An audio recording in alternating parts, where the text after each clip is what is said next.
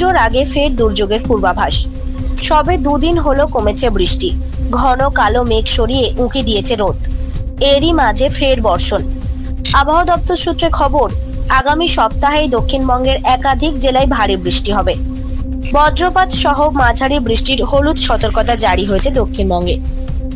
আবহাওয়া দপ্তর সূত্রে খবর, দক্ষিণবঙ্গের উত্তর 24 পরগনা, দক্ষিণ 24 পরগনা, পূর্ব মেদিনীপুর, পশ্চিম মেদিনীপুর, বাঁকুড়া, মুর্শিদাবাদ, নদিয়ায় বৃষ্টি হবে।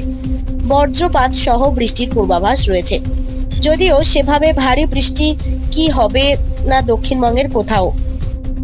বজ্র বিদ্যুৎ সহ বৃষ্টি হতে পারে দক্ষিণবঙ্গের কলকাতা, হাওড়া, হুগলি, উত্তর ও দক্ষিণ 24 পরগনা, পূর্ব পশ্চিম মেদিনীপুর এবং ঝাড়গ্রামে। তবে ভারী বৃষ্টির পূর্বাভাস নেই এই সব জেলায়।